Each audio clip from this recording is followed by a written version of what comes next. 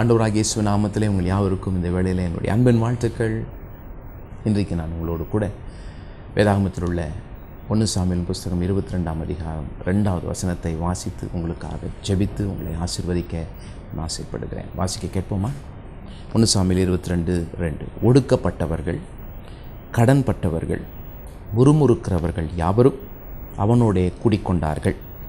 அவன் அவர்களுக்கு தலைவனாயிருந்தான்.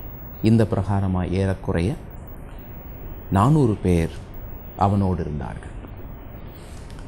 பாருங்கள், இங்கே 3 விதமான மக்களை குறித்து வாசிக்கிறோம். ஒடுக்கப்பட்டவர்கள், கடன்பட்டவர்கள், முறுமுறுக்கிறவர்கள். வாழ்க்கையில் ரொம்ப நொந்து போனவங்க இவங்கெல்லாம். ஊருக்குள்ளே இருக்க முடியாமல், கடன்பட்டு கடனாளி வந்து கேட்கும்போது கொடுக்க முடியாமல், எங்கே அவங்க கையில் சிக்கினா தண்டிச்சிருவாங்கன்னு சொல்லி பயந்து ஊருக்கு வெளியில் ஓடிட்டான். இன்னும் ஒடுக்கப்பட்டவர்கள், வேலை செய்ய முடியாமல், முதலாளிமாருக்கு பதில் சொல்ல முடியாமல் ஊரை விட்டு வெளியில் ஓடணும். இன்னும் முறுமுறுக்கிறவர்கள், வேதனையில் இருக்கிறவர்கள். இப்படிப்பட்ட ஆட்கள் எல்லாம் ஊருக்கு வெளியில் போய் வாழும்போது அங்கே ஒருவன் இருந்தான். அவனுடைய பேர் தாவீது. அவனோடு கூட போய் இவர்கள் சேர்ந்து கொண்டார்கள். இவங்கெல்லாம் ஊருக்குள்ளே இருக்க முடியாத, சரியாக சொல்ல வேண்டும் என்றால் தங்கள் வாழ்க்கையை வீணாக்கி ஒருவருக்கும் பிரயோஜனம் இல்லாமல் இவர்கள் ஊருக்குள் இல்லாமல் வெளியே போனவர்கள். இப்படிப்பட்ட ஆட்களை யார் எடுப்பார்கள்? ஒரு சாதாரண வேலைக்கு எடுப்பதாக இருந்தாலும் சிறந்தவர்களைத்தான் எடுப்பார்கள். அப்படி இருக்கும்போது இவர்களுக்கு ஒரு வேலையும் கிடைக்காது. இவர்களை வைத்து எந்த வேலையும் வாங்க முடியாது. ஆனாலும் தாவீது இவர்களை தன்னோடு சேர்த்து கொண்டான் என்று சொல்லி நான் பார்க்கிறோம். தன்னோடு சேர்த்து கொண்டான். ஒருவேளை தாவீதின் நண்பர்கள் சொல்லியிருப்பாங்க, வேண்டாம், ரொம்ப மோசமானவங்க, எதற்கும் பிரயோஜனம் இல்லை, இவங்களை சேர்க்காதீங்க என்று சொல்லியிருக்கலாம். ஆனால் தாவீது தைரியமாக அவர்களை சேர்த்து கொண்டான். நாம் வாசிக்கிறோம், இவர்களுக்கெல்லாம் அவன் தலைவனாக மாறினான் என்று. இவர்களுக்கெல்லாம் தலைவன். யோசித்து பாருங்கள். இப்படிப்பட்ட பிரயோஜனம் இல்லாத, உருப்படாத, ஊருக்குள் வாழ முடியாத, ஊருக்குள் வாழ தகுதியே இல்லாத இவர்களுக்கு தாவீது தலைவனாக இருந்தால் அவனுக்கு என்ன மகிமை, என்ன பெருமை இருக்க முடியும்? என்ன தைரியம் தாவீதுக்கு இருந்தது? இவர்களை எல்லாம் சீர்திருத்த முடியும், ஒழுங்குபடுத்த முடியும், பிரயோஜனம் இல்லாத இவர்களையும் ஒரு பிரயோஜனமான நிலைமைக்கு கொண்டு வர முடியும் என்கிற நம்பிக்கை தாவீதுக்கு இருந்தது.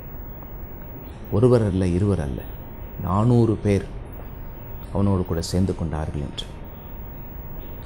தாவீதின் சரித்திரத்தை வாசித்து பார்த்தால் அந்த 400 பேரையும் சிறந்த இராணுவ வீரர்களாக மாற்றி, ஒழுங்குள்ளவர்களாய் மாற்றி, அவர்களை கொண்டு பெரிய சாதனைகளை தாவீது சாதித்தான் என்று சொல்லி நாம் பார்க்கிறோம். இன்றைக்கு அநேகர் நினைக்கிறார்கள், நான் ரொம்ப மோசமானவன், நான் வீணாக போயிட்டேன், என் வாழ்க்கையில் எந்த பிரயோஜனமும் இல்லை, கடவுள் என்னை ஏற்றுக்கொள்ளவே மாட்டார்,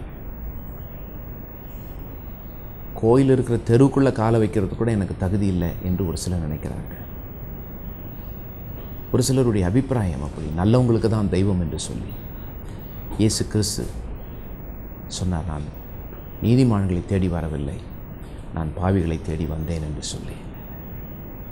ஒரு மனிதன் 400 வீணாய்ப்போன மனிதர்களை திருத்தி பிரயோஜனமுள்ளவர்களாக மாற்ற முடியுமே ஆனால், வானத்தையும் பூமியும் உண்டாக்கின சிருஷ்டிகர்த்தர், சிலுவையிலே மனுஷனுடைய பாவங்களுக்காக இரத்தம் சிந்தின இயேசு, அவருடைய நீதியினாலும் வல்லமையினாலும் அவருடைய அன்பினாலும் ஒவ்வொரு மனுஷனையும் திருத்தி, கடன் பட்டவர்களை கடன் கொடுக்கிறவர்களாக மாற்ற, ஒடுக்கப்பட்டவர்களை விடுதலையாக்க, புலம்புகிறவர்களை, குறை சொல்லுகிறவர்களை துதித்து பாடி சந்தோஷமாயிருக்க மாற்ற முடியும். நம்பிக்கையோடு கூட இருங்கள். என் வாழ்க்கை மாறாதா என்ற கேள்வி உங்களுக்கு இருக்கலாம். இல்லாவிட்டால் என் வாழ்க்கை இப்படித்தான், நான் மாறவே மாட்டேன், இப்படித்தான் இருக்க போகிறேன் என்ற முடிவிலே நீ இருக்கலாம். உன் முடிவை மாற்றிக்கொள். வாழ்க்கை தந்த தெய்வம் அதை மாற்ற ஒரு வல்லவராயிருக்கிறார். சில ஸ்தாபனங்கள் ஏரோப்ளேன் செய்வாங்க, கார் செய்வாங்க, பைக் செய்வாங்க. சில காலங்கள் ஆன பிறகு மீண்டுமாக அந்த வாகனங்களை கொண்டு போய் அவரிடத்தில் கொடுத்தால் அதை அவர்கள் லேட்டஸ்ட்டாக நூதனமாக மாற்றி தருவார்கள். கம்ப்யூட்டரில் கூட அப்டேட் பண்ணி தருவாங்க. நூதனமாக புதிதாக சேர்க்க வேண்டியவைகளை சேர்த்து தருவார்கள், அப்டேட் பண்ணுவாங்க. அதே போல் நம்மை உண்டாக்கின தெய்வம் நம்மிடத்தில் குறைகள் இருக்கும்போது, தெய்வமே என்று சொல்லி அவரிடத்தில் போகும்போது, நம்பிக்கையோடு போகும்போது, எனக்கு வேண்டாம் என்று நம்மை குப்பை தொட்டியில் போட மாட்டார். அவர் நம்மை உருவாக்கி நமக்கு தேவையானதை தந்து குறைகளை நீக்கி நம்மை ஆசீர்வதி. நம்பிக்கையோடு கூட இருங்க. படிப்பு நின்று போச்சே, பயப்படாதீங்க. உன் படிப்பை தொடர அவர் உதவி செய்வார். நான் வேலையை கெடுத்துட்டேன், வியாபாரத்தை கெடுத்துட்டேன், என் வாழ்க்கையை கெடுத்துட்டேன், நம்பிக்கை இல்லாமல் இருக்கிற உனக்கு ஒரு நம்பிக்கையை அவர் தருவார், உன்னை ஆசீர்வதிப்பார். உனக்காய் ஜெபித்து உங்களுக்காக ஆசீர்வாதத்தை நான் கூறப்போகிறேன். நீங்கள் வாழ்ந்திருப்பீர்கள். ஜெபம் செய்வோம். நேசிக்கிற எங்கள் அன்பின் பரலோக பிதாவே, நீரே எங்கள் பரம தாவீது. இயேசுவை இந்த உலகத்துக்கு அனுப்பி வீணாய்ப்போன எங்கள் வாழ்க்கையெல்லாம் சீர்படுத்த சிலுவைக்கு அனுப்பினீர்.